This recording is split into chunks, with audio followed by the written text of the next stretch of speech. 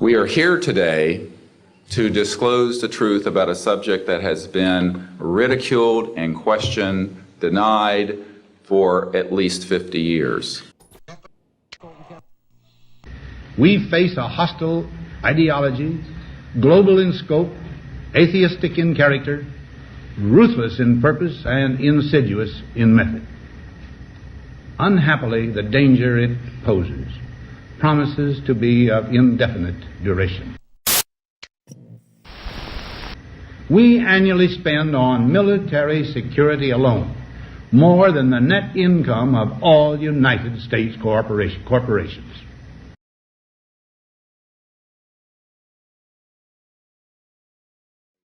A shadowy government with its own Air Force, its own Navy, its own fundraising mechanism, and the ability to pursue its own ideas of the national interest, free from all checks and balances, and free from the law itself. In the councils of government, we must guard against the acquisition of unwarranted influence, whether sought or unsought, by the military-industrial complex. The potential for the disastrous rise of misplaced power exists and will persist.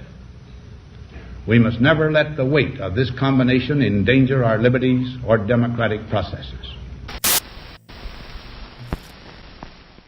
The prospect of domination of the nation's scholars by federal employment, project allocations, and the power of money is ever present and is gravely to be regarded. Yet in holding scientific research and discovery in respect, as we should, we must also be alert to the equal and opposite danger that public policy could itself become the captive of a scientific, technological elite.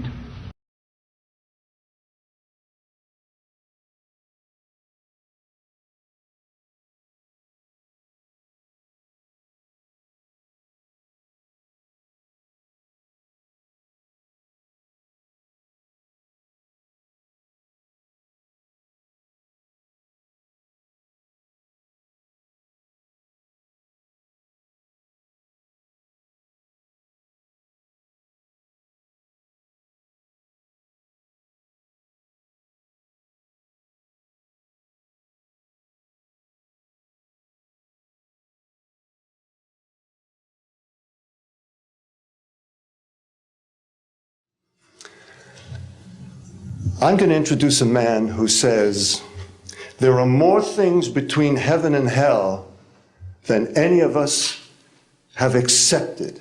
And I have the witnesses and the documents to prove it. Ladies and gentlemen, Dr. Steven Greer.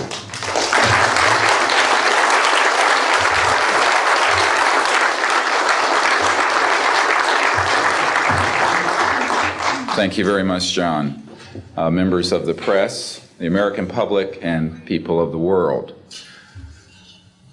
We are here today to disclose the truth about a subject that has been ridiculed and questioned, denied for at least 50 years.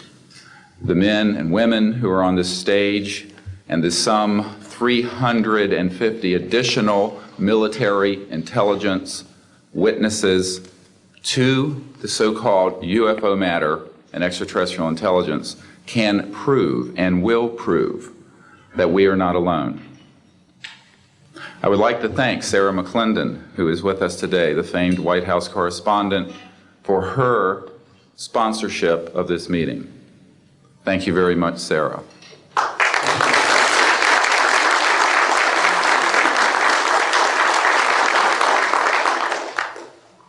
In 1993, a group of military advisors to this project and I met out in the countryside in Virginia.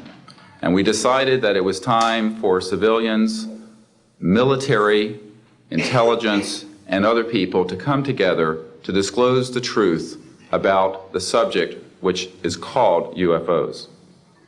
Since that time, I have personally briefed a sitting Director of Central Intelligence, James Woolsey, President Clinton's first CIA director. I have personally briefed the head of the Defense Intelligence Agency, the head of Intelligence Joint Staff, members of the Senate Intelligence Committee, many members of Congress, members of the European leadership, the Japanese cabinet, and others.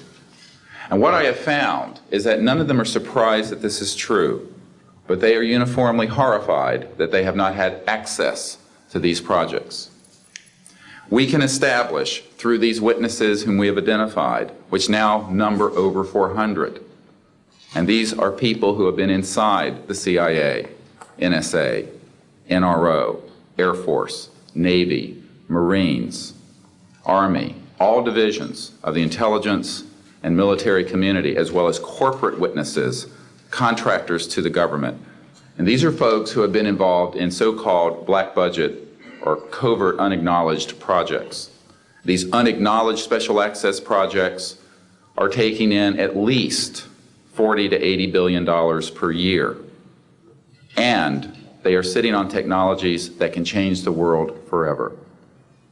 The reason we are coming forward now is that we are asking for the U.S. Congress and for President Bush to move towards an official inquiry and disclosure on this subject. It has the most profound implications for the human future, for the U.S. national security, and for world peace.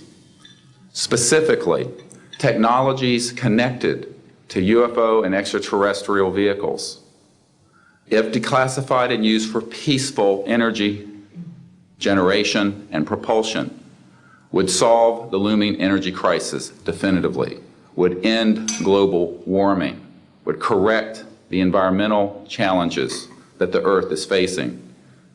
It is also critical that we begin to debate as a society the propriety of placing weapons in space. If indeed, as we can prove, it is true that we are not alone and that space is territory which we are sharing with other civilizations, it could be a very imprudent, destabilizing thing to place weapons in space. This is not being debated because it is off the national and international radar screens. It needs to be placed on it, and we are here today to do it. We can establish through this testimony that these objects of extraterrestrial origin have been tracked on radar going thousands of miles per hour, stopping and making right-hand turns, that they use anti-gravity propulsion systems, which we have already figured out how they work in classified projects in the United States, Great Britain, and elsewhere.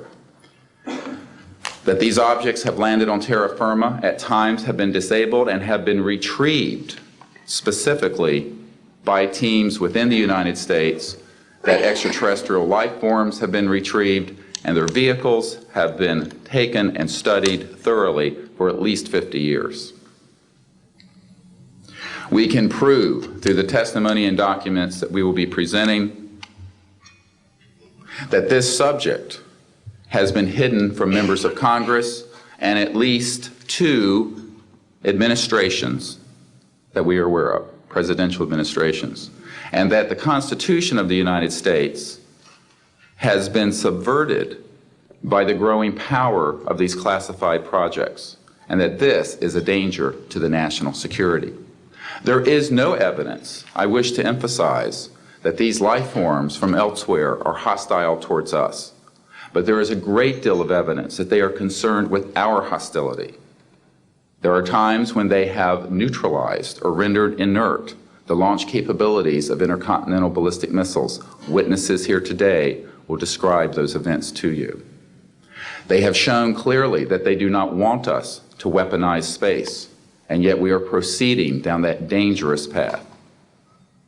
And it will be established that these projects, because they have not been supervised properly by the Congress, by the U.S. President, by the international community, have become a threat to the national security. And for this reason, we feel we must disclose the facts. This is the beginning of the campaign for disclosure.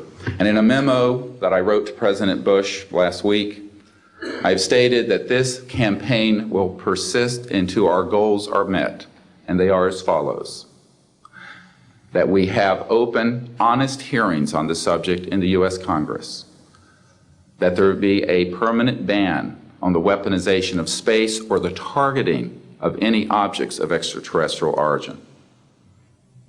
That there be a full and complete study of classified technologies connected to this subject to see how they could be properly declassified and applied for peaceful energy generation so that the world may get off of fossil fuels in enough time to prevent greater ecosystem damage or war over the looming energy crisis, which is sure to sweep the earth in the coming decade.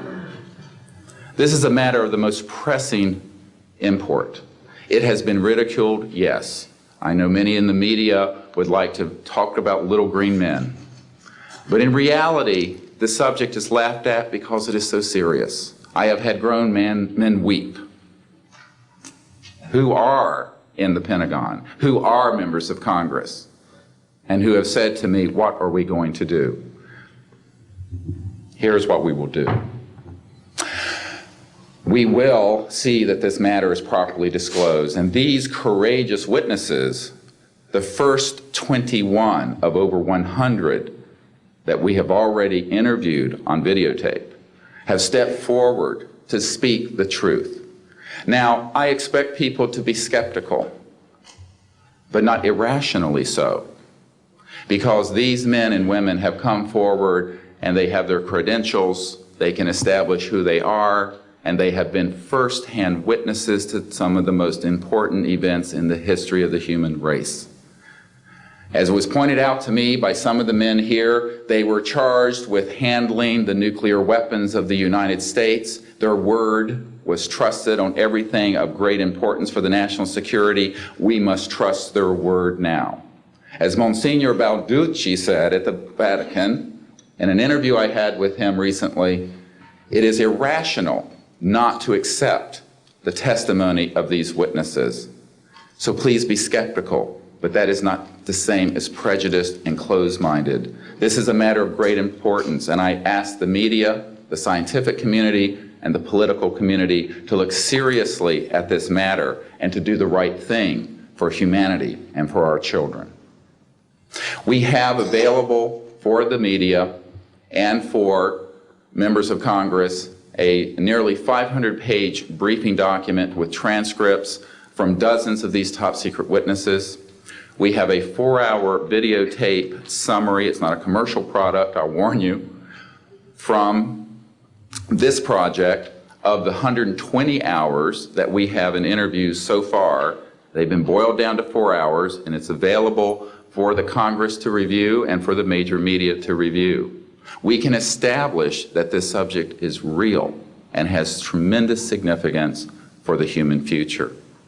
I ask on all of you who are listening to contact the members of Congress that represent you and the leaders around the world and other countries and ask them to hold an honest inquiry into this subject to support a ban on weaponizing space, since we are sharing space with other life forms.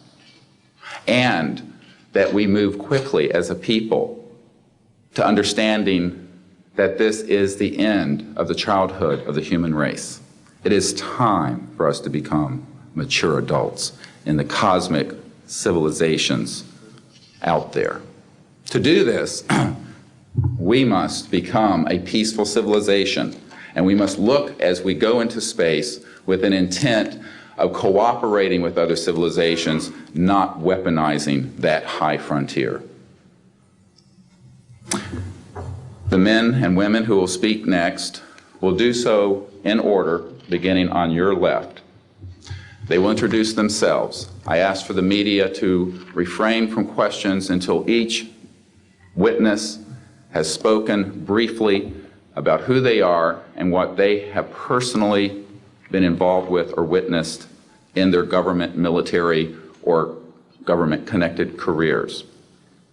At the end, we will have questions. All of you may ask questions for as long as we can stay here, and we will provide you with all the information that you need. So we will begin now with the first of our witnesses, Mr. John Callahan.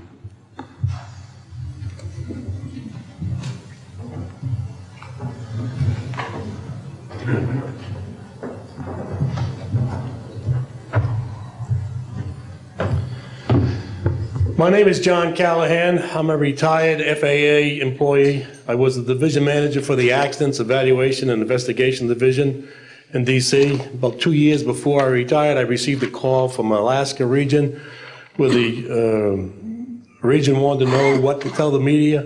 When I questioned, tell the media what, he says about the UFO, and it went downhill from there. What UFO? It turned out I told him what any government employee would do at that time was to tell him it's under investigation. And then I had him send all that data to the FAA's tech center in Atlantic City. The next day, my immediate boss, service director, Javi Safir, and I went to Atlantic City. I had just purchased a new video camera, and I videoed the event. In Atlantic City, we had them play back on a scope, you would call it a scope, a plan view display, PVD, exactly what the pilot seen or what the controller seen, and we tied that in with the voice tape so we could hear exactly what the controller said and what he heard, and we taped it. We came back the next day, briefed the administrator, Admiral Ingen, on what happened. He wanted a 5-minute briefing. After we started the briefing, he wanted to know if he could see the video. We put the video on. He watched the video, the whole video. The next day, he set up a meeting for me to give a dog and pony show to President Reagan's scientific staff and whoever they brought over, and to hand off all that data to them. That morning in the FAA round room, it was either 9 or 10 o'clock, 3 men from Reagan's scientific staff, 3 CIA people, 3 FBI people, and I don't remember who the other guys were, along with all the FAA experts that I brought with me that could decide or talk about the hardware and the software, how it worked. We put on a dog and pony show. We let them watch the video. We had all the data there. We had all the printouts that the computer put out. They got all excited over it. When it was all done, the CIA, one of the CIA men told the people they were now sworn to secrecy, that this meeting never happened and this event never happened.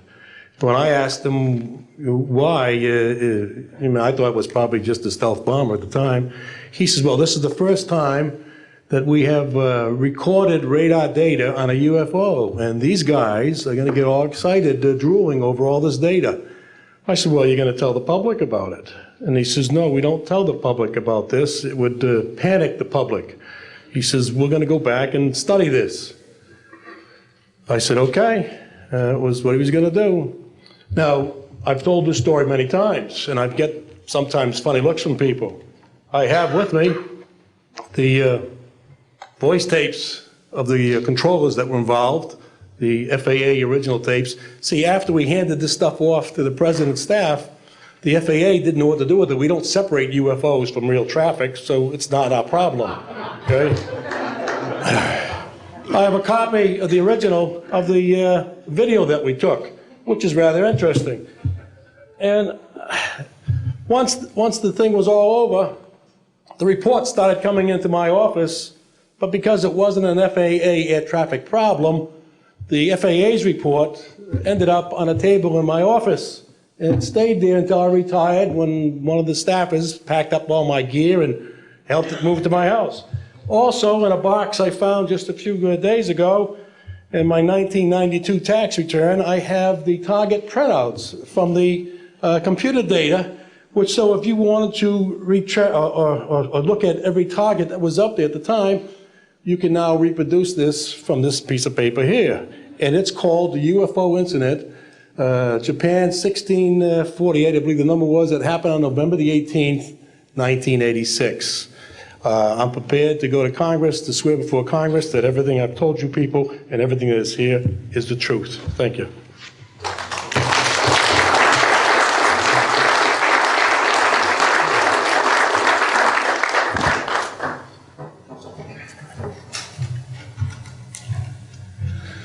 Good morning.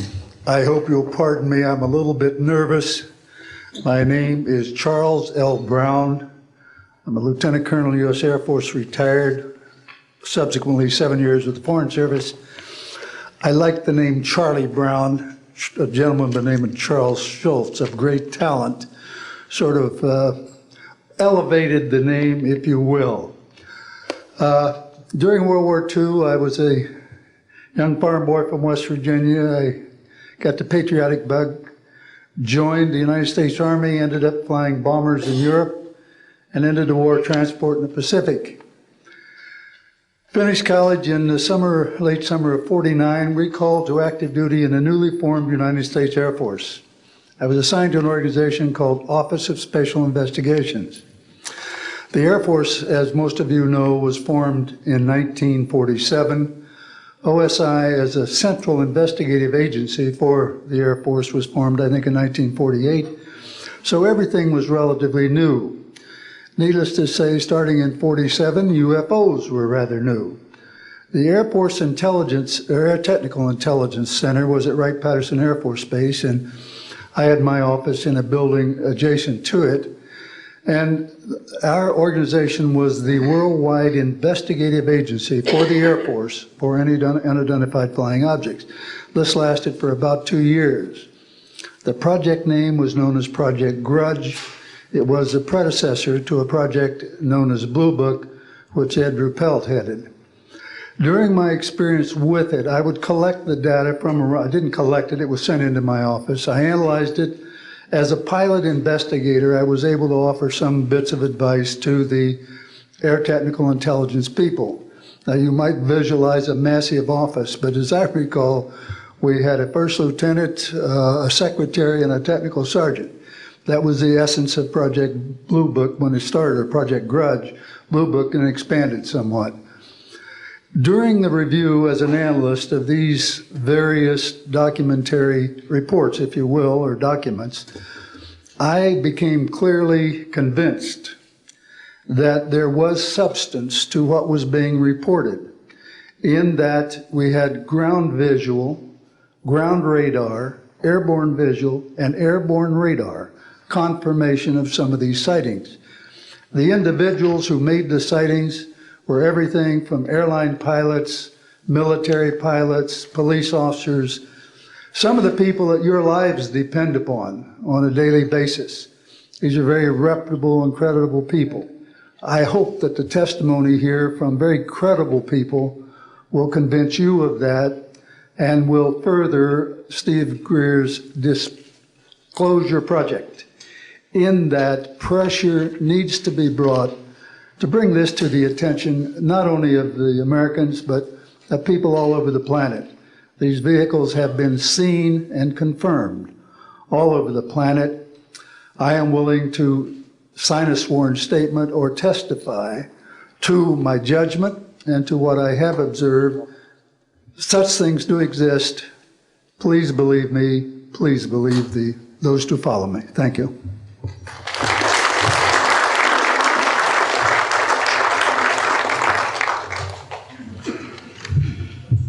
My name is Michael Smith.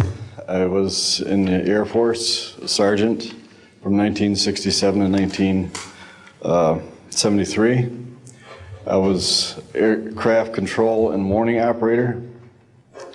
While I was assigned to Klamath Falls, Oregon, in early 1970, I arrived at the radar site and they were watching a UFO on a radar that was hovering at about 80,000 feet. It sat there for about 10 minutes and then slowly descended until it dropped off the radar. It was gone for about 5-10 minutes and then instantly reappeared at 80,000 feet, stationary. The next sweep of the radar, it was 200 miles away, stationary. And it hovered there for about 10 minutes and redid the whole cycle twice more. When I found out what you normally do when you see a UFO, I was told that you notify NORAD, you don't necessarily write anything down, you don't write anything down, and you keep it to yourself. It's a need-to-know basis only. And NORAD one night called me about later in the year to let me know as a heads up that there was a UFO coming up the California coastline. I asked them what I should do about this. They said, nothing, don't write it down, it's just a heads up. And then late 1972, while stationed at the 753rd Radar Squadron in Sault Ste. Marie, Michigan, I received a couple panicky calls from police officers who were chasing 3 UFOs from Mackinac Bridge up I-75. So I immediately checked the radar, confirmed that they were there, called NORAD, and they were concerned because they had 2 inbound B-52s going to Kinslow Air Force Base. So they diverted them because they didn't want any proximity of the 2. And that night I answered many calls from the police department, sheriff's department and stuff. And my standard response was that there was nothing on radar. And I will testify to this under oath to a congressional hearing.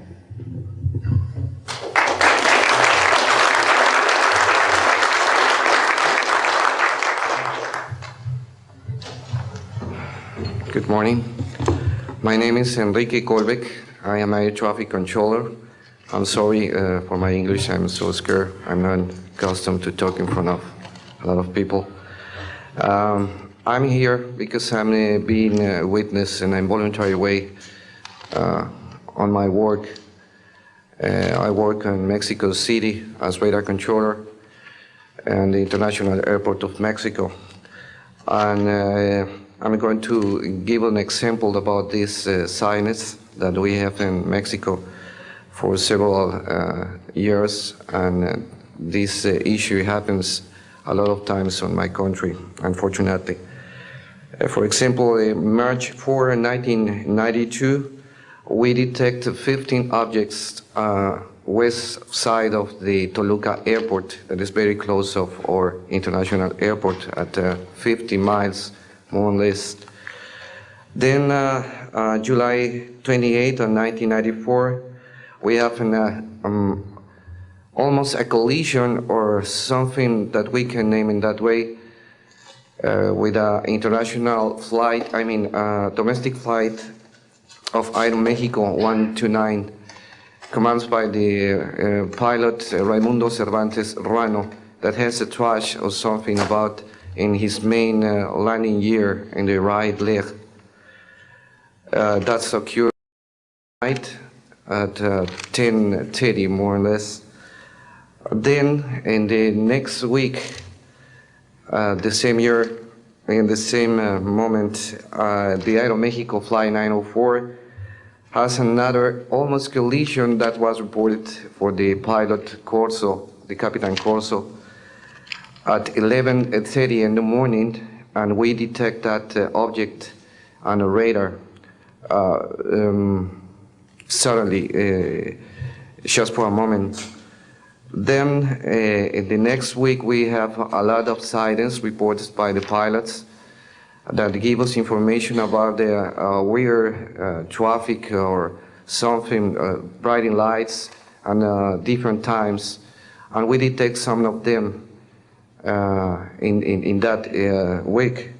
But in September 15 of 1994, we have a detection about 5 hours, more or less, on a radar and a new equipment that we believe that that equipment was working in not a good way, because it's not human that you have detection by 5 hours of the same object and apparently without movement.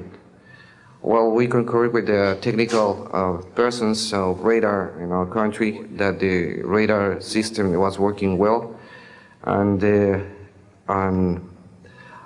was very exciting, and we surprised when at the next day we received information about a periodist named Jaime Maussan that is studied these cases in Mexico, about that a sighting from a lot of people in the Metepec city.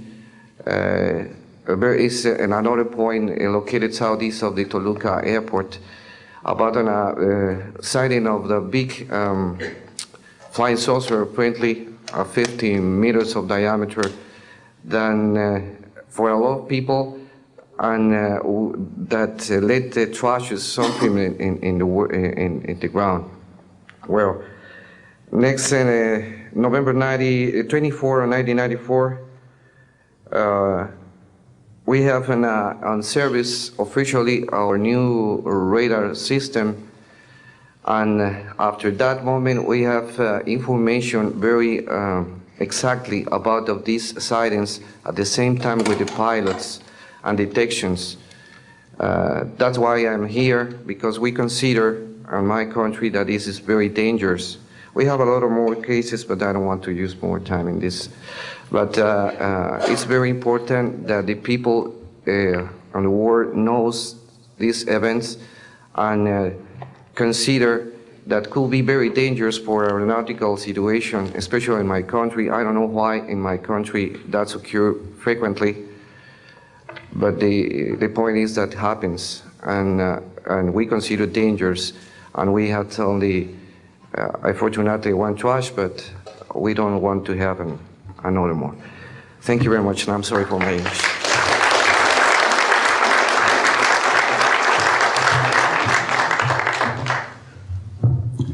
My name is Graham Bethune. I'm a retired Navy commander, pilot, had a top secret clearance. 50 years ago, February the 10th, 1951, I was flying from Keflavik, Iceland to Argentia, Newfoundland. It was at night, it was dark. About 300 miles outside of Argentia, I saw a glow on the water, like approaching the city at night.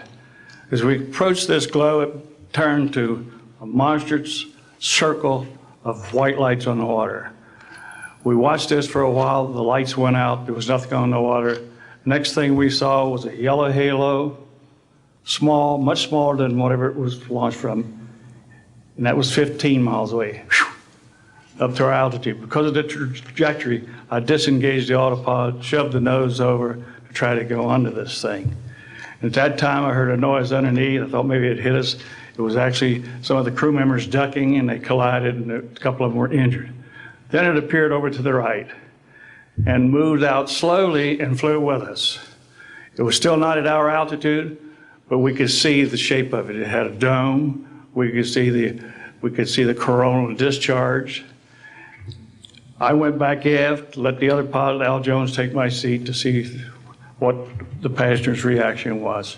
Came back to the cockpit, told him not to report anything simply because what the psychiatrist had said to me, maybe they would lock us up. So basically, the instruments in the cockpit, we had 4 or 5 failures. In the area of magnetic compass, the electromagnetic effect, in area of directional finders, and this type of thing. The craft was tracked by radar in excess of 1,800 miles an hour. It never did get to our altitude. We had 31 passengers, plus the psychiatrist and the crew members that all cited this at different areas. When we landed at Argentia, Newfoundland, we were interrogated by the Air Force, an excellent interrogation, Captain Paulson. When we landed at the Naval Air Test Center here at Patuxent River, we were required by Navy intelligence to make out individual reports. Out of the National Archives, I have the 18-page official Navy and Air Force report. I've made up a report to straighten out all the truth. There's a stack of books out there this high that have written all of this up. So the truth is here. I will testify under oath before Congress that everything that I have said is true.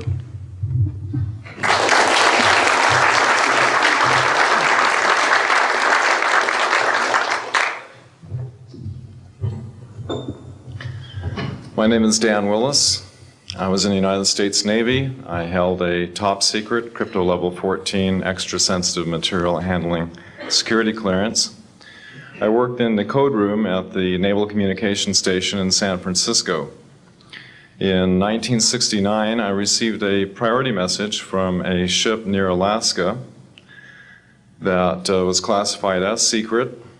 The ship reported merging out of the ocean near port bow, a brightly glowing reddish-orange elliptical object, approximately 70 feet in diameter, emerged out of the water, shot into space, traveling at about 7,000 miles per hour. This was tracked on ship's radar and substantiated. Years later, I worked at the Naval Electronic Engineering Center in San Diego for 13 years. The co-worker who I worked with worked at the NORAD facility When he first started working at the facility, he noticed objects going on the screens that track everything out in space and in the air, objects going off the scale, doing right-angle turns. When he inquired, his older supervisor advised him that, quote, it was just a visit from one of our little friends. He thought this was a little unusual. These statements are true. I'm willing to testify under oath before Congress. Thank you.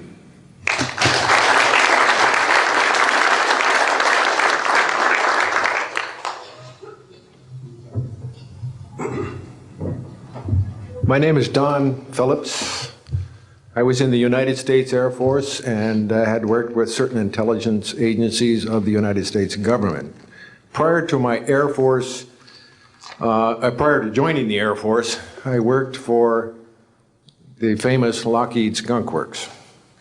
And I was working for them when I was attending college, and I worked for them in the capacity as a design engineer. It was one of my proudest moments of my life to work with a man by the name of Kelly Johnson. A lot of you might be familiar with that. It turns out that the models of aircraft that we were building, as you know, were all classified, were in the deep black, and that I came in on the end of the U-2 project. My main project was known later as the SR-71. The SR-71 had a predecessor. It had a special model built for the CIA, and that those models were one passenger, one pilot special aircraft in order to get from one place to another very, very quickly. Now these SR-71s, as we know them, the Blackbird, are the type of aircraft that are still classified in a sense as far as the altitude that it flies at and also the speed records that it holds. I'm very proud to say that this aircraft played a big part in helping to end the Cold War. The aircraft, the predecessor aircraft, there's strong evidence to suggest that perhaps these aircraft had a different role once in the air. Each pilot, and I knew a few of them, each pilot had an assignment before they took off, okay? They learned about the assignment immediately prior to takeoff, and there's strong evidence to suggest that there was a dual role in that they were monitoring some type of traffic to and from planet Earth. This can be verified at a later point. This was, I'll jump into my military experience. My first field assignment for the United States Air Force was at Las Vegas Air Force Station. And that was my first experience with Las Vegas, and I couldn't understand why people were being so excited about going to a place such as this, but I soon found out about a year later. Nellis Air Force Base is located there. Nellis is a major training center for different types of special aircraft and fighter aircraft, one of the premier training sites for pilots all around the world. However, when I learned that my assignment was at a radar site 50 miles out of town, up near Mount Charleston, I had no idea where I'd be, so finally in the daylight I was able to find the location and reported in 1965 for duty. In 1966, early in the morning, about 1 to 2 a.m., I was staying there on base, and our barracks were at about 8,000 feet. I heard a lot of commotion. You know, at that altitude, sound carries tremendously. And I thought, well, it's early in the morning, it's summertime, and there is it's very warm, and maybe I should get up and take a look. I didn't really want to, but I got up and took a look, walked up to the main road up near my office, which was the commander's office. I was on the commander's staff, Lieutenant Colonel Charles Evans. And I was saying, who's making all this noise? Who's making all this noise at this time of the morning? So when I got within about 50 yards of the 4 or 5 people that were standing there, one being the chief of security, they were looking up in the air, and I says, gee, their heads are all looking at the same direction. Well, I looked up to the west, northwest, and to my amazement, there were lights flashing around the sky, moving at anywhere from what seemed like 2,400 to about 3,800 miles per hour. Now, the fact that we're taking an estimate from a distance, we figured, well, this is quite something. However, we continued to watch these darting lights go across the sky and stop, absolutely stop, come to a dead stop, and reverse in an acute angle their direction, and then proceed on in they were traveling so fast that you could almost see a pattern left by, if you are computer people, when you move a mouse real quick across the screen, you see a little bit of a tail. Well, that's exactly the way these 6 or 7 craft worked. After 5 minutes of watching these things, they all seemed to group up to the west, northwest, okay? They started to come in on a circle. But what I would like to point out is that where they were putting on their display in the north-northwest sky, just directly east of that is what is known as Area 51. Area 51 is a AEC name, okay? Atomic Energy Commission. That was the old name for Atomic Energy Commission. We knew it as the Groom Lake Flight Test Facility in the Air Force. And it was where we tested our aircraft after we got the prototype made from the Skunk Works. So here are these, let's get back to the circle in the sky. What they did was coalesce and started rotating in a circle, and then they disappeared. Well, I thought, gee, this is something that we have to keep quiet, and that was verified by the Chief of Security. But we waited there and talked it over for a little bit, and it seemed like, I think it was an hour. Then came the radar people from the scopes, which were at 10,000 plus feet, came down for their dinner at 2 o'clock in the morning. And the first person off the bus was a good friend of mine, Anthony Kesar. He said, he was white as a sheet, and he says, did you see that? Yeah, we all said, yeah, it was a nice display, what a show. He says, we documented them on radar. And he says, we didn't give them clearance, the standing order was let them fly through the radar beam. He says, we documented 6 to 7 UFOs. Now, we don't know who was guiding those, but they were certainly intelligent, and we don't know where they landed because they coalesced and disappeared. So I will say at this point, to keep it short, that I will testify under oath as to what I say is true, and I will do so before Congress. Thank you.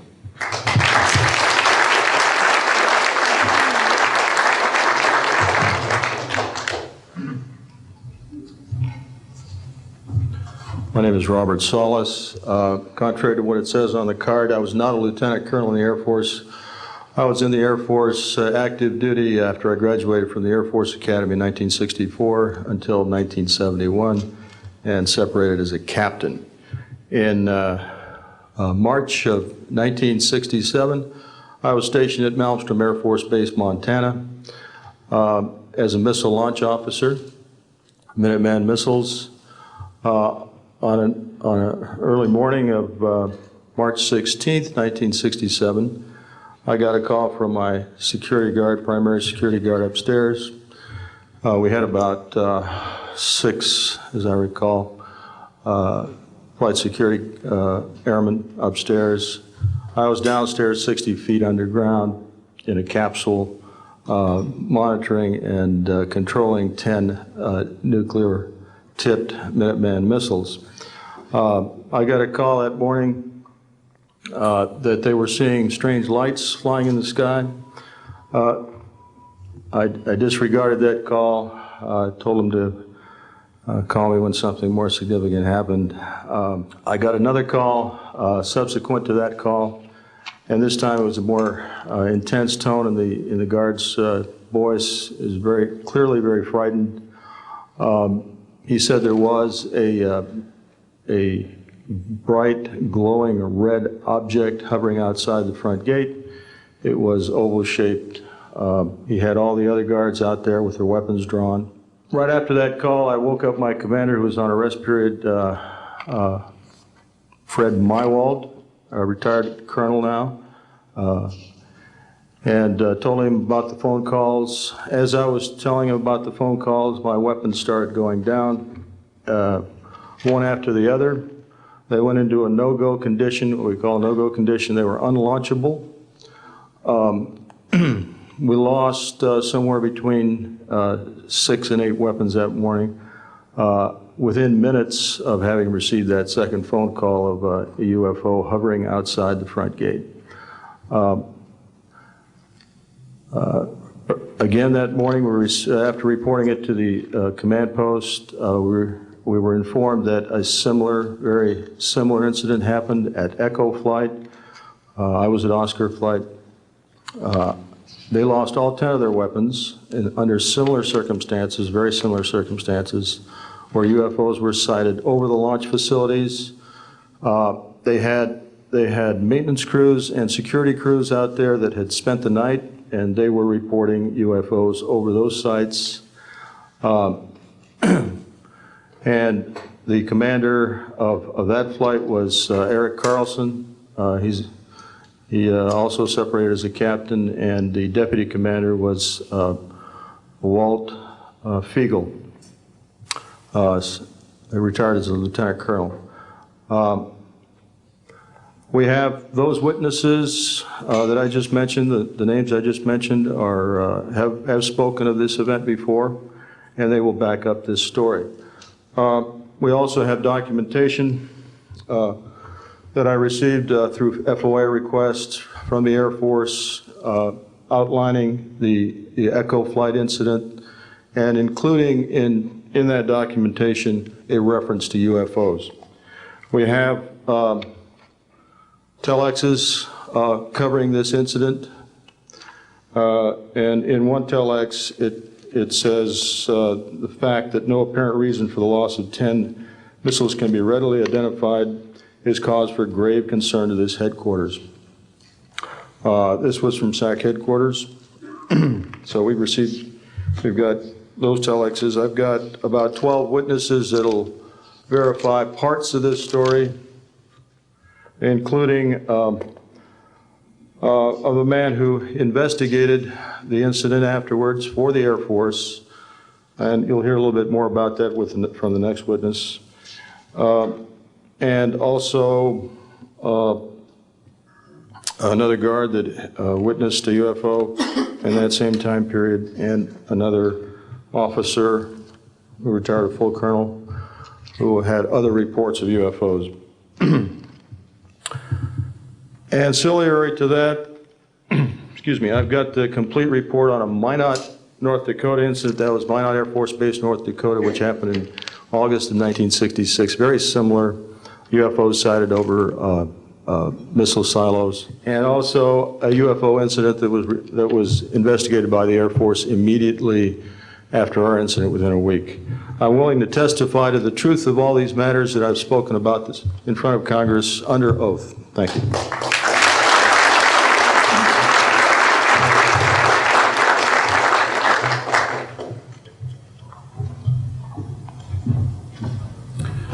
Good morning. My name is Dwayne Arneson.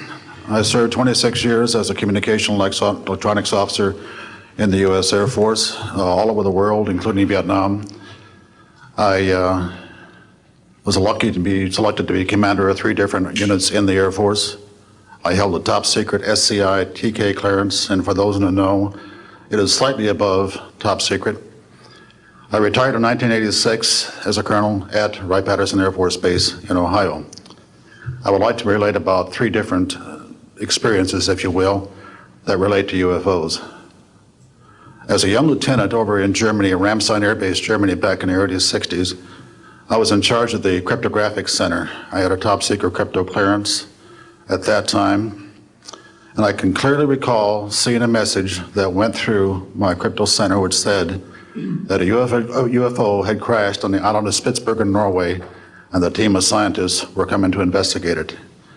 Going forward to the 1967 timeframe, I was assigned to the 28th Air Division at Great Falls, Montana, and I was the officer in charge of the communications center there. Also, I was a top secret control officer for the division. I had a crypto account. I was an account custodian, and I also passed out nuclear launch authenticators.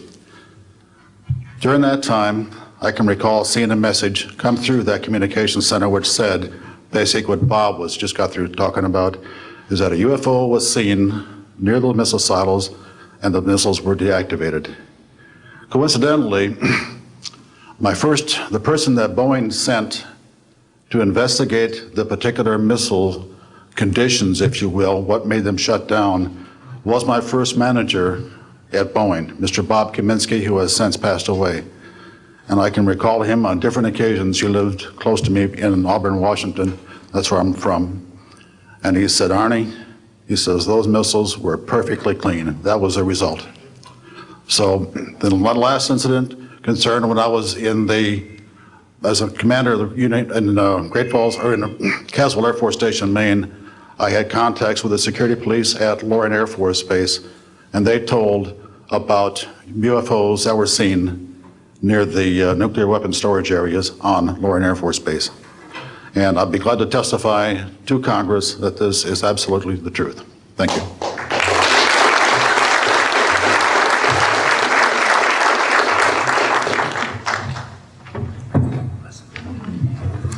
Good morning. My name is Harlan Bentley. During 1957 and 1959, I was a PFC in the United States Army, stationed north of Washington, D.C. on the Nike Ajax missile base close to Olney, Maryland. In May, this month of 1958, about 6 a.m., I heard a noise outside that sounded like a pulsating transformer. I sat up in my bunk, I looked out the window, I saw a craft heading for the ground and crashed. Pieces broke off of that craft, immediately took off again. So there's a lot more to that story, but I've got to speed this up. Now, the next night, I was on radar duty. I get a call from the Gaithersburg missile base. He says, hey, I got 12 to 15 UFOs outside, 50 to 100 feet above me. So I asked him, I said, what does it sound like? He took his head mic off, held it out the van window, and said, here. And the same sound I heard the previous morning, except a lot more of them. So my radar was on standby, so I immediately turned it on and got the blip just outside the ground clutter. I marked it on my radar screen. And then for a few minutes later, all of a sudden they took off. As they took off, the sweep came around, hit the blip. And when it came around, it hit it again. That blip was 2/3 away off my radar scope. In order to get that far at a constant velocity was 17,000 miles an hour. That was my first incident. 10 years later, by this time I received a Bachelor of Science degree in electrical engineering, and I was working in California. Now, I'm sorry that all I can say is I was somewhere in California working on a classified project that had nothing to do with my experience that I had there.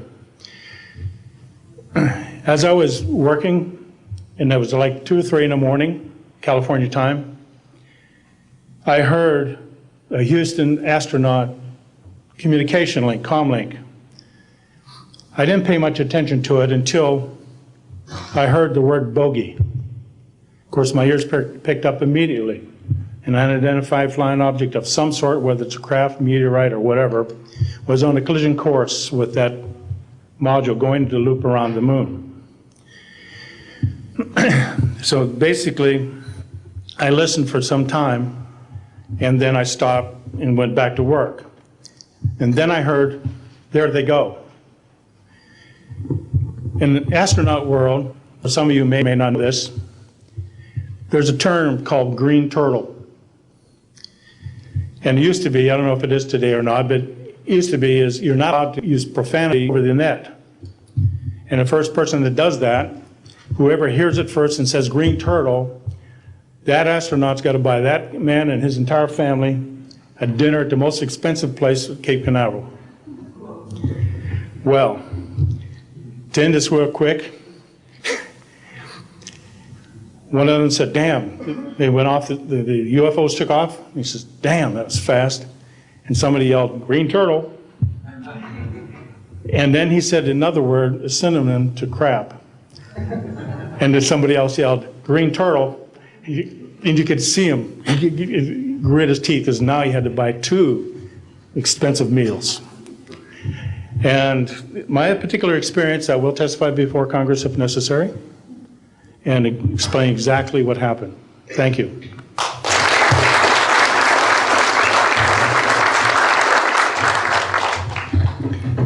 My name is John Maynard.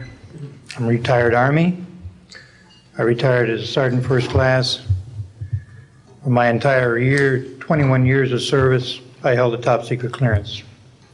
Compartmentalized at times to as high as TK, Omni, Crypto, and others.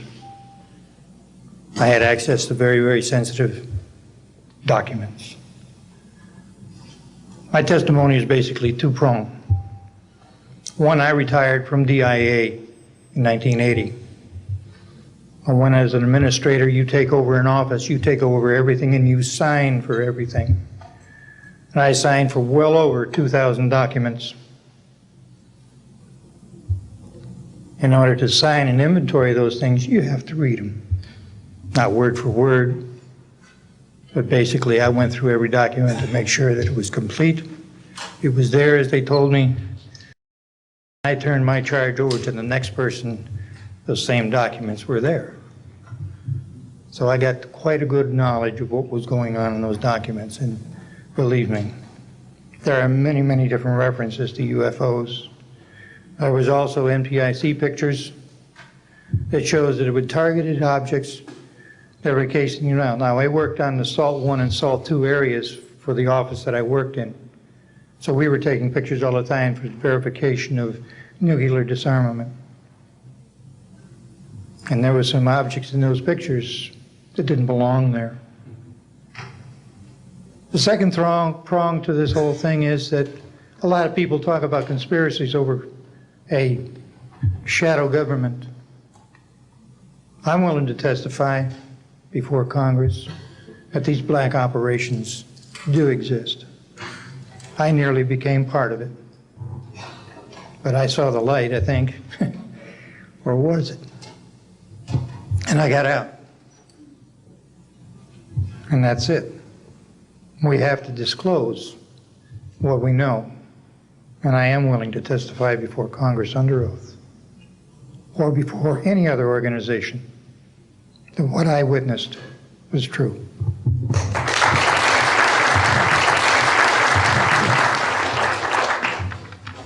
Good morning. My name is Carl Wolf, and I was a precision electronics photographic repairman with a top secret crypto clearance in the United States Air Force. I was stationed at Langley Air Force Base in Virginia. In 1965, in mid-1965, I was loaned to the Lunar Orbiter Project at NASA on Langley Field. Dr. Colley was in charge of that project. They had problems with a piece of electronic equipment that was bottlenecking their production of photographs. I went to the facility, and when I walked into the facility, there were scientists from all over the world. I was stunned, actually, to see people at a NASA project from all over the world. It didn't make any sense to me initially. I was taken into the laboratory where the equipment was malfunctioning. I couldn't repair it in the dark. I asked to have it removed. A Airman Second Class was in the dark room at that time. I was also an Airman Second Class. I was interested in how the whole process functioned, how the data got from the lunar orbiter to the laboratory. I asked the young man if he'd describe the process to me. He did. About 30 minutes into the process, he said to me, in a very distressed way, by the way, we've discovered a base on the backside of the moon. And then he proceeded to put photographs down in front of me, and clearly in these photographs were structures, mushroom-shaped buildings, spherical buildings, and towers. And at that point, I was very concerned because I knew we were working on compartmentalized security. He had breached security, and I was actually frightened at that moment, and I did not question him any further. And a few moments later, someone did come into the room. I worked there for 3 more days, and I remember going home and naively thinking, I can't wait to hear about this on the evening news. And here it is, more than 30 years later, and I hope we hear about it tonight. And I will testify under oath before Congress that what I'm saying is the truth.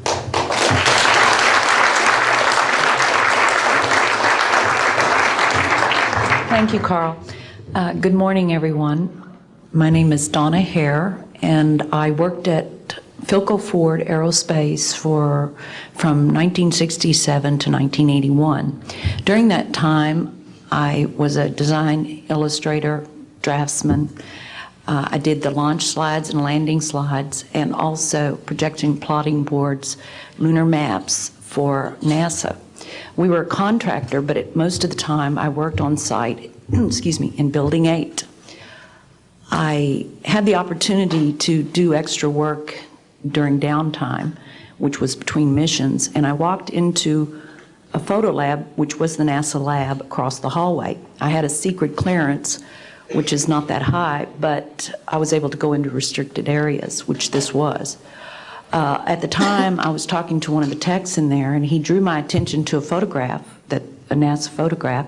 It had a dot on it, and I said, what is that? Well, he drew my attention to it, and I said, is that a dot on the emulsion? And he said, and he's smiling, and he has his hands crossed, and he said, round dots on the emulsion don't leave round shadows on the ground. And this was an aerial photograph of the Earth, I'm assuming the Earth, because it had pine trees on it, and the shadows of the craft, or whatever it was, were in the same angle as the trees. And by its very nature, UFO, and I wanted to clarify that to a gentleman that was talking to me, means unidentified. So I did not know what this was. But I realized at this point that it's very secret, that it was kept secret, because I asked him, what are you going to do with this piece of information? And he said, we always airbrush these out before we sell them to the public. So they're pesky little creatures appearing on this photograph they wanted to get rid of. After that, I decided I would ask questions to other people that work there. And I found that I had to ask them away from the site and not on site. A guard told me that he was asked to burn some photographs and not to look at them. And there was another guard guarding him, who was in green fatigues, watching him burn the photographs. And he said he was too tempted. He looked at one, and it was a picture of a UFO, and he was very descriptive. I can go into that later with anyone. He immediately was hit in the head, and he had a big gash in his forehead. He was knocked out, and he's terrified, so he would have to be protected. Another incident, I knew someone in quarantine with the Apollo astronauts. He told me that the Apollo astronauts saw craft on the moon when we landed, and that is what he told me. And he also was afraid. He said that the astronauts are told to keep this quiet. They're not allowed to talk about it. So I do want to let you know that I worked out there for a number of years, and I ran into this. So it's not something everyone knows that works out there for a long time. My boss didn't know about it. Some people that sat right next to me didn't know about it. It's very strange, because I don't know how they can do it, but they can let some people know about it and then others not. I'm willing to testify before Congress that what I'm saying is true, and thank you very much. Thank you.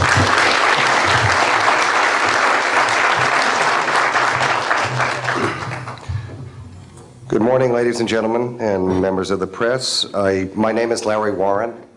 20 years ago, in 1980, I was a security specialist assigned to RAF Bentwaters, Woodbridge, NATO Air Force facilities in Suffolk, East Anglia. I had a secret security clearance. I guarded our backline nuclear weapons that were stored there at the time, without the knowledge of the people of Great Britain. I went through a portion of a 3-night UFO event where objects made incursions over our WSA, fired pencil-thin beams of light into them, and adversely affected the ordnance, possibly. These objects were on the ground on 2 different nights. Potentially, there was another life form seen. This is an unpopular truth. These events were of extreme defense significance to not only Her Majesty's government, but this government as well, and they are still shrouded in secrecy. They are very complex, they are very vast. This is more about a human rights issue than just a UFO issue.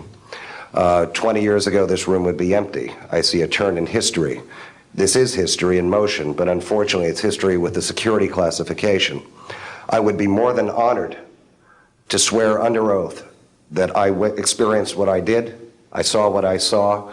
These events produced not only, after numerous denials by this government, a memo by Lieutenant Colonel Charles Holt, our deputy base commander, which reads like science fiction. It also produced, years later, an on-site audio tape he made as these objects performed their feats and did what they did and violated airspace. These events are of extreme defense significance. I hope my brothers in arms that went through these events will be given immunity at some point and be able to join us here. It is an honor to share the stage with all of these people. And I think for all of our children, my son Dennis, God bless you, son, we can change the world. You're heroes for being here also, and I will testify in front of Congress if asked to. God bless. Thank you.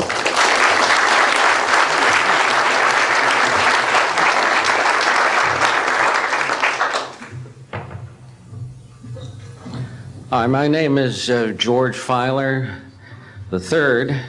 The reason I'm here is because George Filer V is in the hangar and will be born on Friday. And I'm a retired intelligence officer and flyer with almost 5,000 hours, and I didn't believe in UFOs until London Control called us in the winter of 1962 and asked us, would we chase one? And we said, sure. So we let down from 30,000 feet to 1,000 feet where the UFO was hovering, and we went into a steep dive and actually exceeded the red line of the aircraft. So it's kind of dangerous chasing UFOs. In any case, I was able to get the UFO on the aircraft radar at about 40 miles, and we could see a light out in the distance, and as we closed, we kept on picking up this radar return. Point I'm mentioning that the radar return was very distinct and solid, indicating it was some kind of a metallic object. We got about a mile from the UFO, and it kind of lit up in the sky and went off into space, very similar to what the shuttle looks like when it takes off. Later on, I was working in intelligence. In Vietnam, I briefed General Brown about UFOs. When I was in 21st Air Force, in McGuire Air Force Base, I briefed General Glau about a UFO over Tehran, Iran in 1976.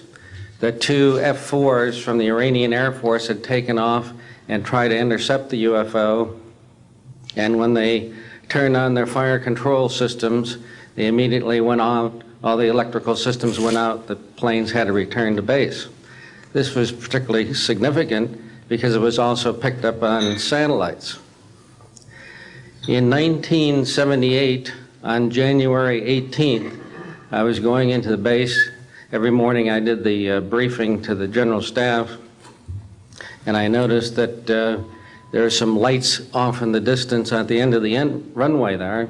And when I got into the command post, the senior master sergeant in charge said that there had been UFOs in the pattern all night. They're on radar.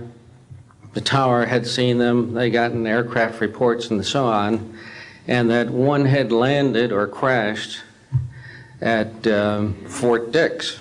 Fort Dix and McGuire are right together. And this is kind of like the Roswell of the East. But in any case, an alien had come off the craft and had been shot by a military policeman and apparently was wounded and was heading for McGuire. So for whatever reason, the aliens liked the Air Force better than the Army, perhaps because they're shooting at them. But in any case, our security police went out there and found him on the end of the runway dead. And they asked me to brief the general staff, General Tom Sadler, and at the 8 o'clock stand-up briefing. And I said, I don't think I want to do this. You know, the general doesn't have a good sense of humor. And I'm not sure I believe this. So I did some checking, called the 438th Command Post, and everybody had pretty much the same story. And at 8 o'clock that morning, just before I went on, was going to brief this, and I was very worried about it. They said, don't brief it, that it's too hot, so to speak. That's pretty much my story, and I'm prepared to tell the story in front of Congress, and it is the truth. Now, because of this, I've stayed interested in UFOs, and I'm the Eastern Director of the Mutual UFO Network. And between the National Reporting Center and Peter Davenport and the MUFON, we get 100 reports a week on average of people from all over the United States that see these things regularly. And if you start checking, they're out there and they're low, and people are seeing them all the time. And these are highly qualified people, all of whom essentially give us the reports by email. Thank you.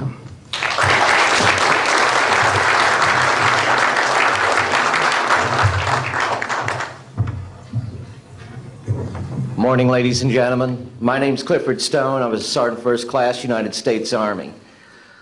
I had a secret clearance with nuclear surety.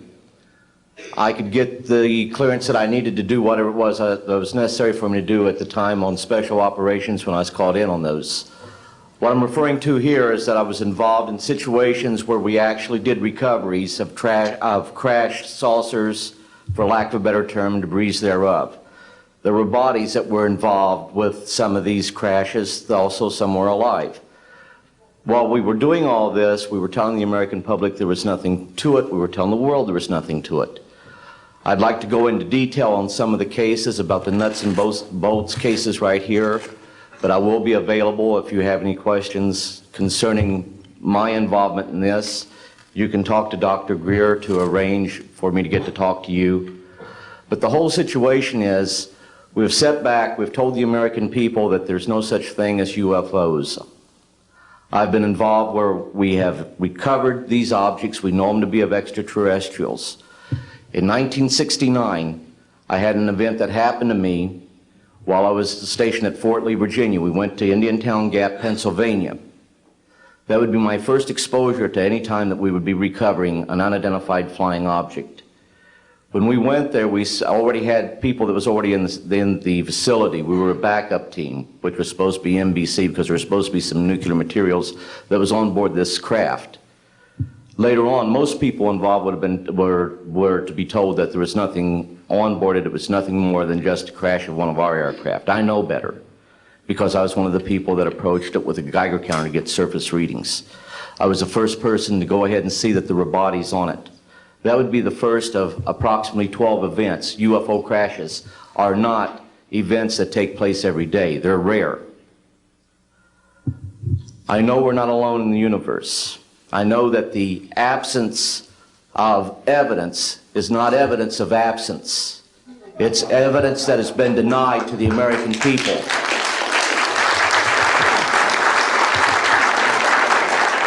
I stand before you today in my almighty God, and I tell you this. If Congress calls me in and says, will you testify in detail what you know, I stand here today prepared and ready to do just that.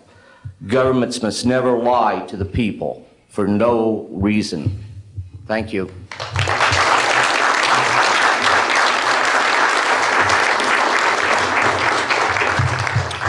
Good morning. My name is Mark McCandlish, and for the last 21 years, I have worked as a conceptual artist for a variety of defense contractors. I've been involved in conceptual artwork of the production thereof for Rockwell on the X-30 program, and also on the high-step program, that's spelled HYSTP, means Hypersonic Testbed Program. During the course of my career, I've twice had a secret security clearance.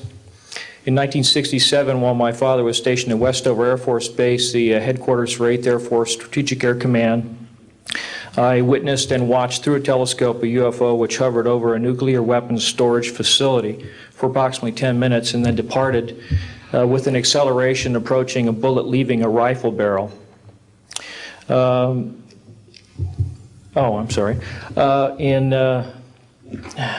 In In 1988, in November, a college buddy of mine, an associate by the name of Brad Sorensen, informed me that he had personally witnessed 3 flying saucers at a very large hangar at Norton Air Force Base during the course of an air show that was held on Saturday, November 12, 1988.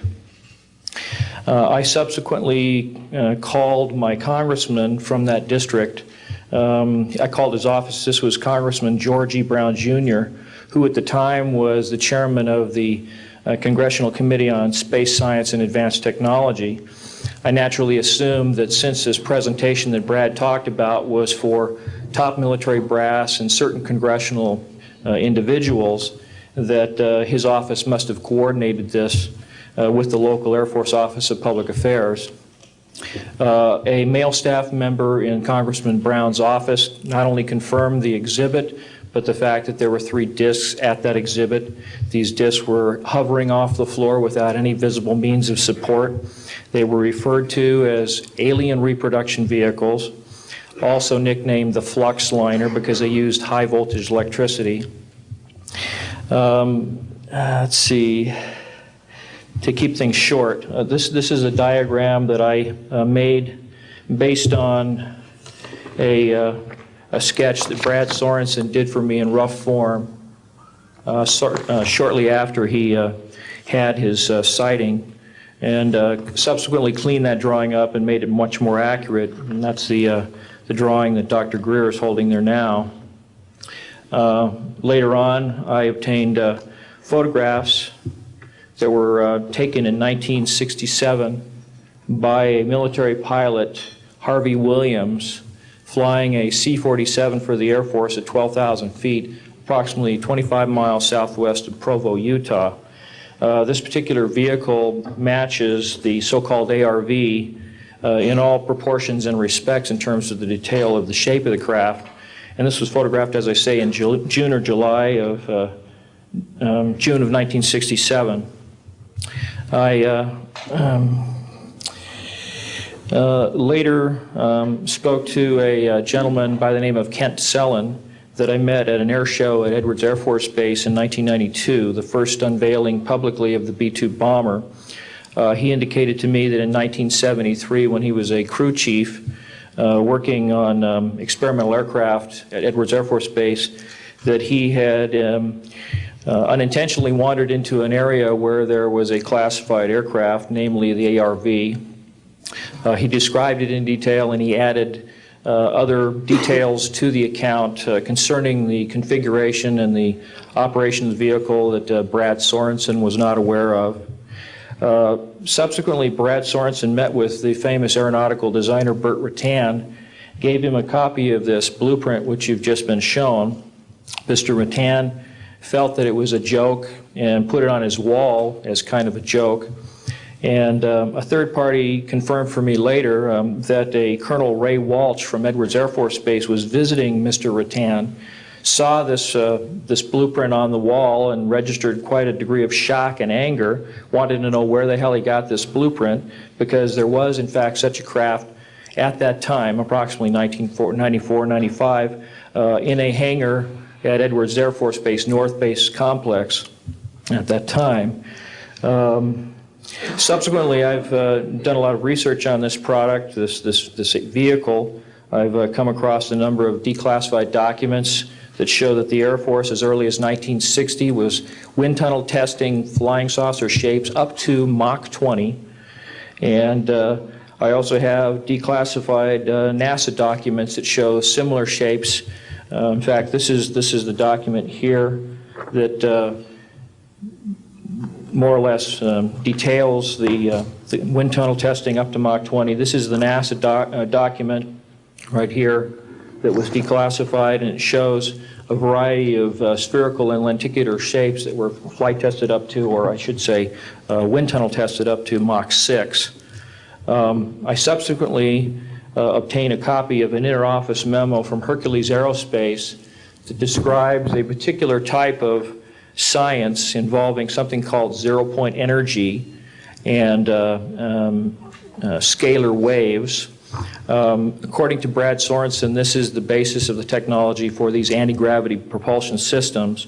This particular document here describes 6 different meetings involving the Defense Intelligence Agency and cooperative efforts with the Russian scientific community in investigating this, what is called the fundamental enabling technology that was originally discovered apparently by Nikola Tesla in the early 1900s. Anyway, I could provide you much more detail at a later time, and I am prepared to testify in detail concerning these events and their truthfulness before Congress. Thank you very much.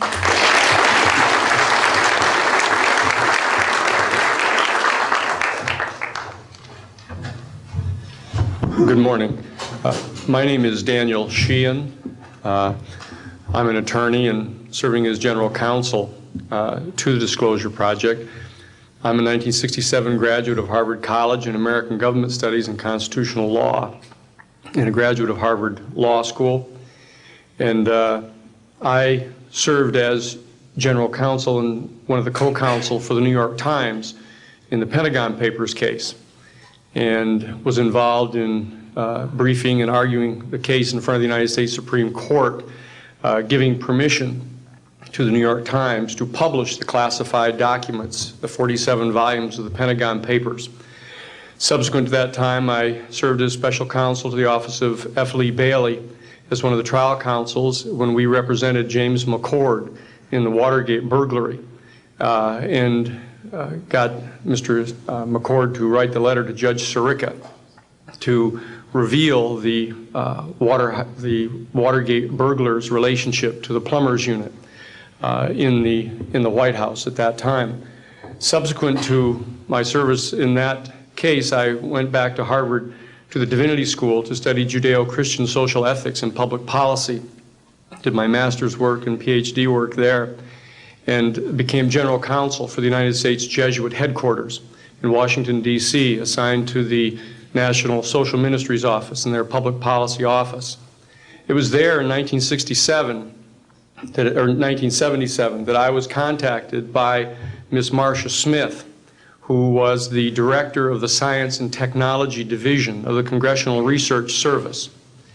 She asked to meet with me, and I met with her, and she informed me that President Carter, upon taking office in January of 1977, held a meeting with then the Director of Central Intelligence, who was George Bush Sr., and demanded that the Director of Central Intelligence turn over to the President the classified information about unidentified flying objects and the information that was in the possession of the United States intelligence community concerning the existence of extraterrestrial intelligence. This information was refused to the President of the United States by the Director of Central Intelligence, George Bush Sr.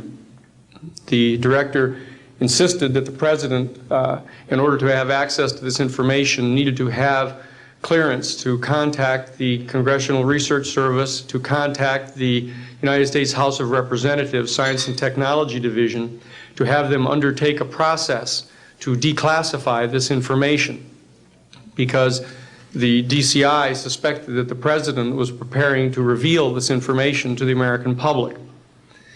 The Congressional Research Service Science and Technology Division, under the directorship of Marcia Smith, was contacted by the House Science and Technology Committee and instructed to undertake a major investigation of the existence of extraterrestrial intelligence and the relationship of the UFO phenomenon to this.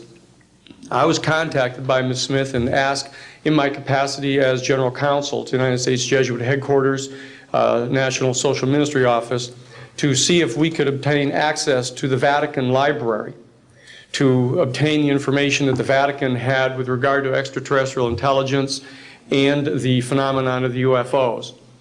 I pursued that with the permission of Father William J. Davis, the director of the National Office, and we were refused access as the United States Jesuit Order to the information in the possession of the Vatican Library. When I reported this to Ms. Smith, she then later subsequently asked me to participate in a project which I can go into some detail during the question and answer period or later to individuals, pursuant to which I was given access as a special consultant to the United States Library of Congress Congressional Research Service to the classified portions of the Blue Book project of the Air Force. At that point, it was in 1977, approximately May of 1977, I went to the Madison building of the United States Library of Congress. There was no one in the building at that time. It was brand new. I was directed to a basement office where there were two guards at the door and a third sitting at the table who took my identification, verified that I'd been designated as a special consultant to the Congressional Research Service of the United States Library of Congress, and was admitted to the room. I thereupon found photographs, some dozen photographs, of what is unquestionably an unidentified flying object on the ground that had crashed and plowed a furrow in a field of snow, and it was embedded in an embankment. There were United States Air Force personnel surrounding this craft, taking photographs of the craft. And one of the photographs, I could see that there were some symbols on the side of the craft. And so I proceeded through the photographs and found a close-up photograph of these symbols. I'd been instructed that I was to take no notes and had to leave my briefcase and all my identification outside of this room, but I had brought with me a yellow pad. And so what I did is I opened up the yellow pad and refocused the overhead camera onto the same size as the cardboard backing of the yellow pad, and I physically traced the copies of the symbols on the side of this craft, closed the yellow pad back, put the microfiche back into the canister, reclosed the box that I had, and I said, it is time for me to leave. And I took this and proceeded to leave the office, at which point the security guards stopped me, and one of them said, "What is that you have there, Mr. Sheehan?"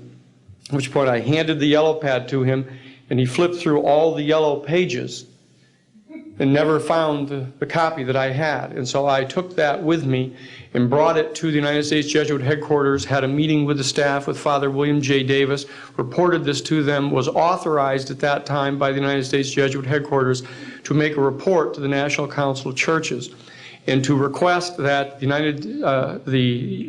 entire 54 major religious denominations of our country undertake a major study of extraterrestrial intelligence, which they declined to do. I was subsequently asked to deliver a 3-hour closed-door seminar to the top 50 scientists of the Jet Propulsion Laboratory of c-seti, the Search for Extraterrestrial Intelligence, which I did do in 1977. I'm more than happy to testify under oath to these details to the United States Congress, and would be happy to meet with any members of the press at that time. You may recall I also served as chief counsel to the Karen Silkwood case, in which we obtained the rulings in the Karen Silkwood case. I also served as chief counsel in the Iran-Contra case. It was the first one to testify before the United States Congress to the existence of the off-the-shelf enterprise of Richard Secord and Albert Hakim. I'll be more than happy to share the details of what I believe to be the relationship between this off-the-shelf enterprise and the secret government, which is concealing this information from the American public. And I am happy and proud to serve as general counsel to the Disclosure Project. Thank you very much.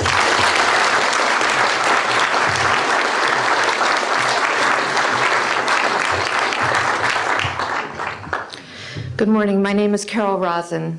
In 1974, after being a 6th grade school teacher, I was introduced to the late Dr. Wernher von Braun in the U.S., the father of rocketry. In my first meeting with him, during that first 3.5 hours, he said to me, "Carol, you will stop the weaponization of space." And I said, you know, teachers don't stop until June. He said, "No, you have to understand. This is February. And we have to prevent the weaponization of space because there is a lie being told to everyone that the weaponization of space is now first being based upon the evil empire, the Russians. There are many enemies," he said, "against whom we're going to build this space-based weapon system. The first of whom was the Russians, which was existing at that time. Then there would be terrorists. Then there would be third world countries. Now we call them rogue nations or nations of concern. Then there would be asteroids. And then he would repeat to me over and over, and the last card, the last card, the last card would be the extraterrestrial threat. Well, at the time, I kind of laughed when he said asteroids, and when he said extraterrestrials, I knew I wasn't going to deal with that subject. And now we hear on the news just today, this week, that they've slid in another enemy. Only this time we're going to protect our satellites. In other words, we have to have some reason to spend these trillions, to waste these dollars on a space-based weapon system, and they're all lies. This is a system, he told me, that would never protect anyone. Even back then, he talked about suitcase bombs. He talked about chemical, viral, bacterial, biological warfare, that these space-based weapons would never protect us against. And then he told me that, in fact, if you travel around the world, which I did after he died in 1977, I met with people in over 100 countries who were friends.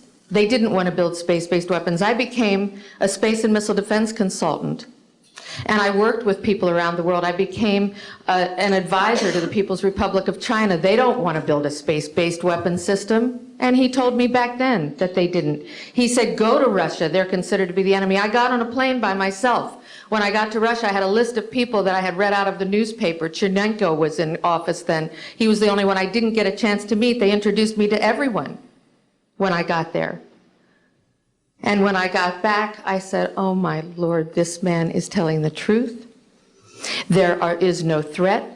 And I've been waiting until this day for 27 years, and I'm expecting the spin to happen, because he also explained to me that as a military strategist, as a person who worked on the MX missile, which I did later, he said, you will find that there is going to be a spin to find some enemy against whom we have to build space-based weapons. And now we should expect the spin, because he said part of the formula for the intelligence community is if they might have a weapon, then we have to consider that they do have these weapons. So now they do have these weapons, so now we have to build these weapon systems. And that's the formula, except that it's all based on a lie.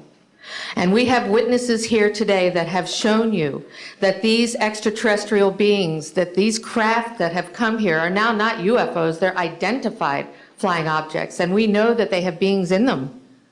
And we have witnesses here who have told you that they can shut down our missile silos, they can stop a rocket going into space that's a test. We have witnesses here who have worked in the classified departments, who have the courage to come forward here to support what Wernher von Braun told me back in 1974 to 77.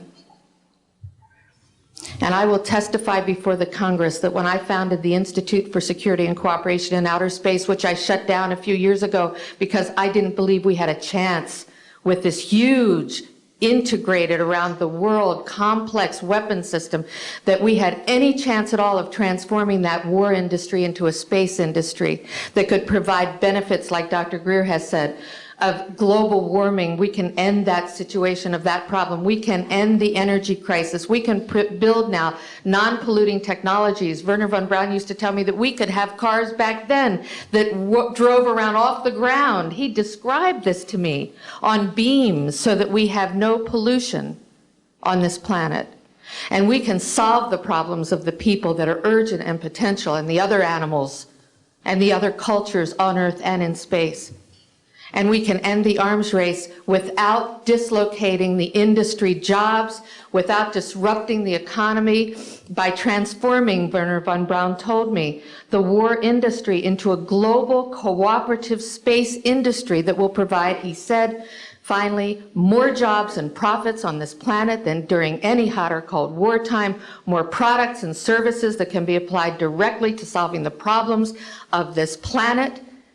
And we can have a whole planet now that lives in peace on Earth, with all the cultures on Earth and with all the extraterrestrial cultures in space. And these are words that Wernher von Braun told me in 1974, and I will testify before the Congress under oath about everything I have said and more. Thank you.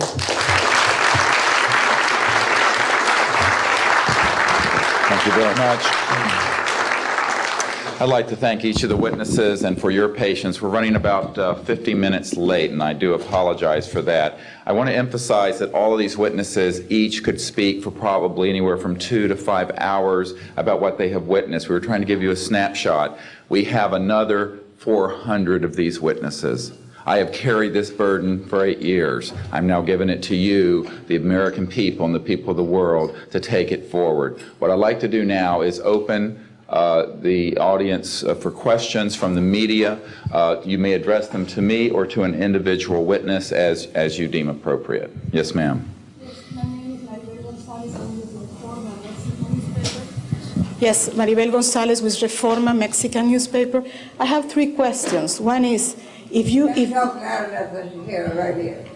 Yes, I wanted to know if there are laws in this country that in some way allowed this kind of secrecy or not. And then I wanted to know if there's a need to change any kind of law.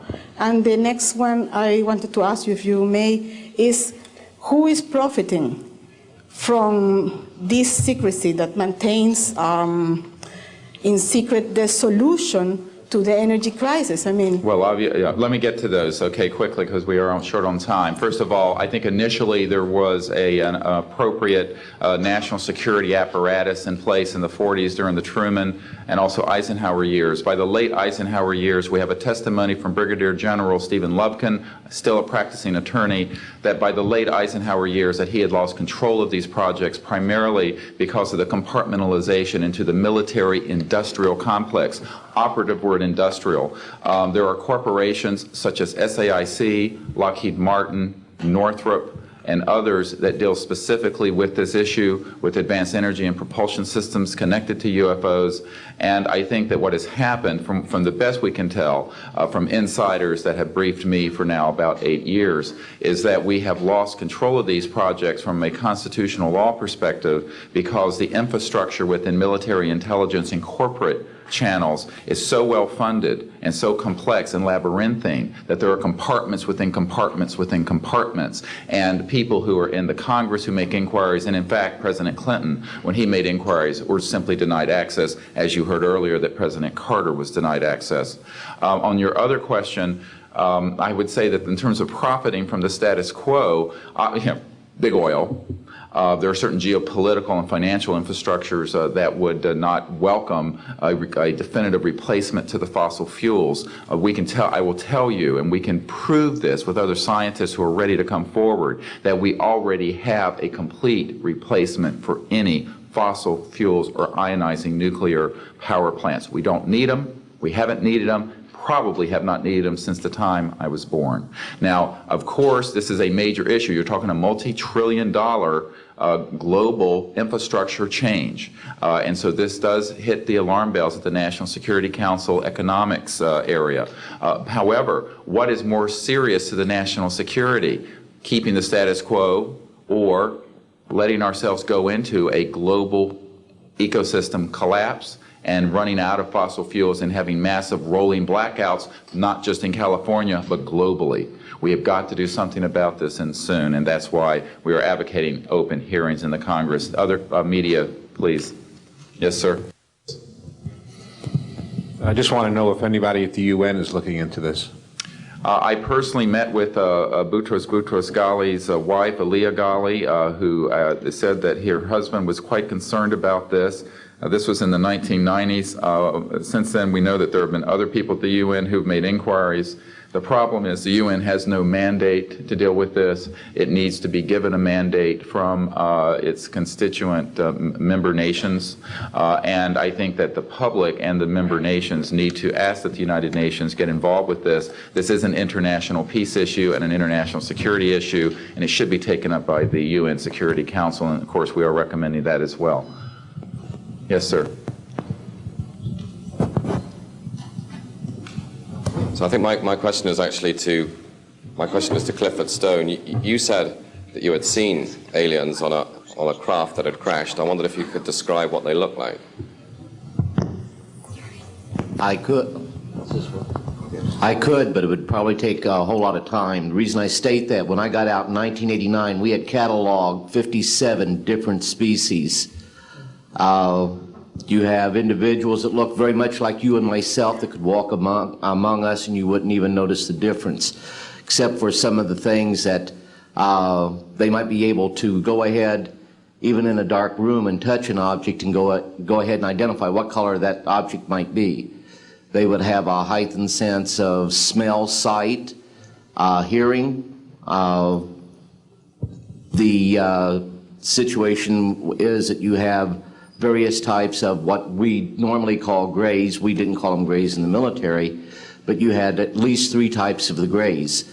You had some that were much taller than we were. The unique thing that I'd like to point out for the most part is that the entities that we did catalog were in fact humanoid. Now this created a situation where the scientific community was trying to figure out why that would be the case, because you would expect that if life evolved on other planets, that they would take on some type of other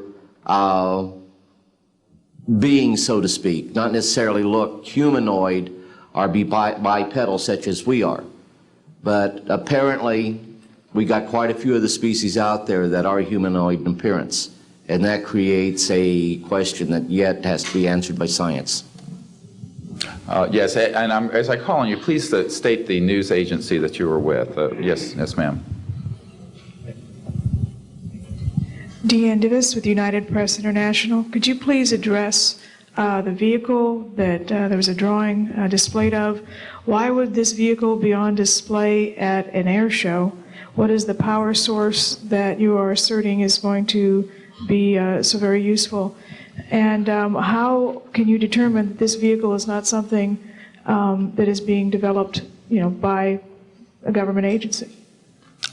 In fact, I think that was the testimony. This is an alien reproduction vehicle, and just to be clear, this means that it is based on advanced anti-gravity and zero-point energy propulsion systems. Those are the propulsion systems.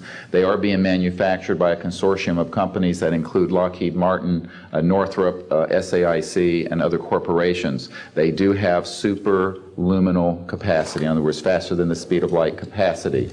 I think Mr. McCandlish and other witnesses that he's identified could go into more of the technical physics of it. I'm just a country doctor from Virginia, I tell people, I mean, really.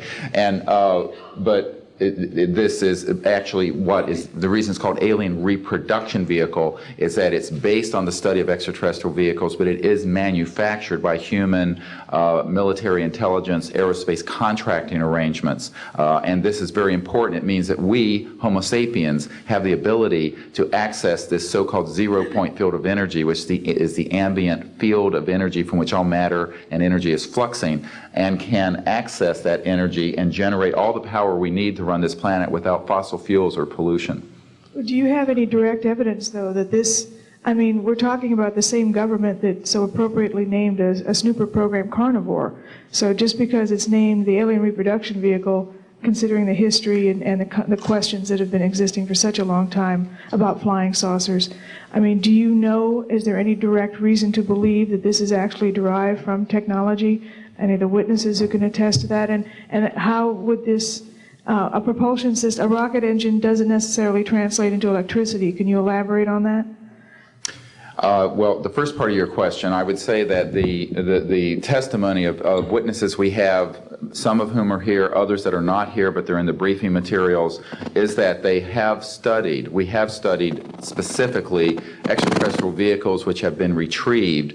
The breakthroughs in that research have led to applications that have led to the building of this and similar anti-gravity devices. And that, in fact, this can be proven in open testimony before Congress, and that is exactly what we are calling for. We have the witnesses to establish this, and they also have the documents and the specific details of the propulsion systems. But this is not a jet internal combustion system at all. It is actually kicked in by a type of electric power source, and it then accesses this ambient zero-point energy field that is responsible for all matter and energy existing, and by special configurations and what have you, it causes a cancellation of mass inertia and an anti-gravity effect. And this is a complex technical discussion which is probably beyond the scope of this conference, but we have materials in the briefing document that we can provide you with references to people who have studied the anti-gravity effect, as far back as certainly the 1950s. We have one witness who said that his family was connected to the RAND Corporation, and that by the mid-1950s that more money had been spent on anti-gravity propulsion systems than the totality of the Manhattan Project. So yes, we can establish those elements. Other questions? Thank you. My name is Murray Felsher. I publish a newsletter downstairs here called the Washington Remote Sensing Letter that deals with reconnaissance and surveillance of the Earth from space. My question is this. Since 1972, with the launch of Landsat 1, and now with the launch of commercial space imagery, there are some archived, I would say, upwards of 35 million photographs of the Earth from space. And not one of them has shown a flying saucer. Are you suggesting that these have been airbrushed out? We're suggesting that there is a system before the public gets hold of anything that's off of a government-connected satellite. There is a compartmented operation that does indeed sanitize them from this type of evidence. And I think the testimony of the gentleman who was with the Defense Intelligence Agency, Mr. Maynard, Ms. Hare, and others would substantiate that. We have other witnesses who have been involved in projects where such items have been sanitized out. It could also be that if you did a thorough search, you might find a few that slipped through. We obviously haven't had the research dollars to go through all the millions of images that are cataloged to look for them, but we do know there's been a very thorough sanitizing of this. And people should not be naive about the extent to which covert programs using billions of our tax dollars have been able to effectively hide this. This is one of the sort of myths of both the media and the public. It's sort of a Pollyanna myth that we live in a society where such things could not be done. In fact, they are done, and we can prove that they have been done. These entire proceedings here, and I'm wondering how your screening process went. Can you tell us a little bit about your satisfaction level with that? Well, I'm very satisfied that these are genuine and good people who are speaking truthfully. Out of 400 people that I'm dealing with, not 20 times this number, have I been fooled? Yeah, I'm an emergency doctor. Let me say something.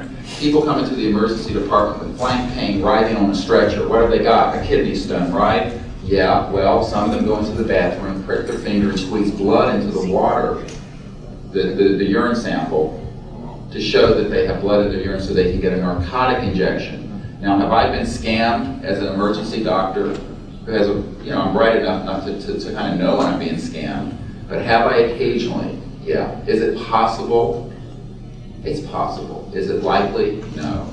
And here's what's more important. You don't not treat or accept the testimony or the history of every patient that comes in with flank pain and assume that they're lying just because you've been scammed once or twice. This field, you make a very good point, is filled with hoaxes and scams and what have you.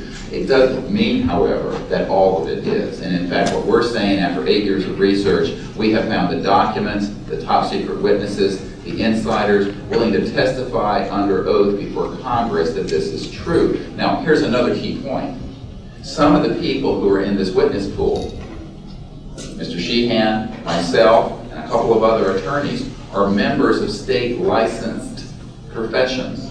And what that means is that if we are perpetrating a hoax, we will lose our license to practice medicine, we will lose our license to practice law, because we'll be perpetrating a hoax upon the public. So what I would say to you is that the group of people before you are very credible, and the others whom we have identified are. We are not the CIA. We have not been able to do a $50,000 background check on each person. I'll give you that caveat. But we have done very serious interviews and vetting. And by the way, these people have presented their DD-214s, their defense forms, other documentation that show the two DD-214s and others that show that they were in the military at a certain place and a certain time. So we're very comfortable that, in fact, that the weight of the testimony will carry the day here and that this is real.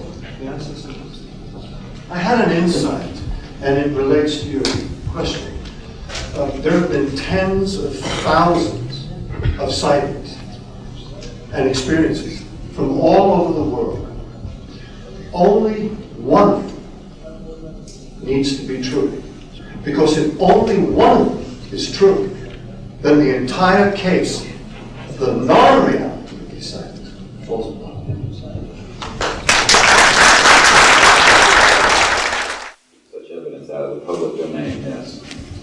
government, a priori, all signed agreements and oaths that have flowed from such operations are null and void. What that means is, in legal theory, is that if it's an illegal enterprise, the agreements those that are entered into as a result of that illegal enterprise have no legal standing. So one of the things I would like to announce today is all of the men and women listening to this need to know they are free to speak. We are declaring all national security oaths on this subject null and void. They have flowed from illegal operations that have no standing constitutionally. My people, my mother's family, who fought in the American Revolution, were prisoner of war with the British to help found this country, did not fight and die to form the United States so that this kind of chicanery can go on. So these men are free to speak, and there can be no legal repercussions against them. We have legal counsel who will also support this theory, and we're taking this to other constitutional scholars. It is time for that game to end. It is time for a new era in the human experience. Yes.